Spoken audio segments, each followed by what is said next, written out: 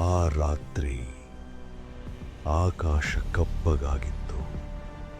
ಚಂದ್ರನು ತನ್ನ ಬೆಳಕನ್ನು ಮರೆಮಾಡಿಕೊಂಡಿದ್ದನು. ಯಾಕೆಂದರೆ ಇಂದು ಶಿವನ ಸಹನೆ ಕೊನೆಗಾಣುತ್ತಿತ್ತು. ಕೈಲಾಸ ಪರ್ವತ ಸಂಪೂರ್ಣ ನಿಶ್ಶಬ್ದವಾಗಿತ್ತು.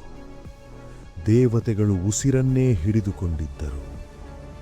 ಶಿವನು ಕಣ್ಣು ಮುಚ್ಚಿಕೊಂಡಿದ್ದ. ಆದರೆ ಆ ಮೌನವೇ ಭಯಾನಕವಾಗಿತ್ತು. ಭೂಮಿಯಲ್ಲಿ ಅನ್ಯಾಯ ಮಿತಿಮೀರಿತ್ತು. ಧರ್ಮವನ್ನು ತುಳಿಯಲಾಗುತ್ತಿತ್ತು.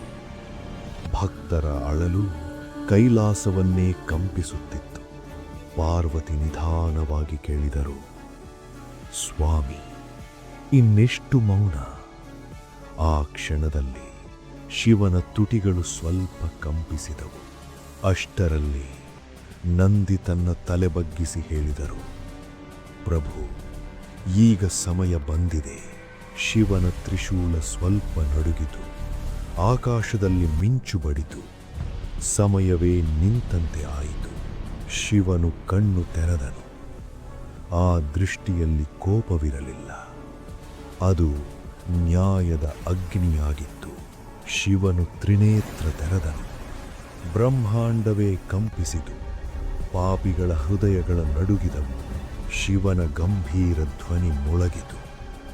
ನಾಶಕ್ಕಾಗಿ ಅಲ್ಲ, ಧರ್ಮ ಸ್ಥಾಪನೆಗಾಗಿ ಬಂದಿದ್ದೇನೆ. ಭೂಮಿಯಲ್ಲಿ ಅನ್ಯಾಯ ಮಾಡಿದವರು ಒಬ್ಬೊಬ್ಬರಾಗಿ ಕುಸಿದರು. ಶಿವನ ನ್ಯಾಯದಿಂದ ಯಾರಿಗೂ ತಪ್ಪಿಸಿಕೊಳ್ಳಲು ಸಾಧ್ಯವಾಗಲಿಲ್ಲ. ಭಕ್ತರ ಕಣ್ಣೀರು ಭಸ್ಮವಾಯಿತು. ಭಯ ಶಾಂತಿಗೆ ಬದಲಾಯಿತು. ಧರ್ಮ ಮತ್ತೆ ನಿಂತು ಶಿವನು ಮತ್ತೆ ಧ್ಯಾನಕ್ಕೆ ಕುಳಿತನು. ಶಿವನು ಮೌನವಾಗಿರಬಹುದು, ಆದರೆ ಅನ್ಯಾಯದ ಅಂತ್ಯ ನಿಶ್ಚಿತ. ಓಂ ನಮಃ ಶಿವಾಯ.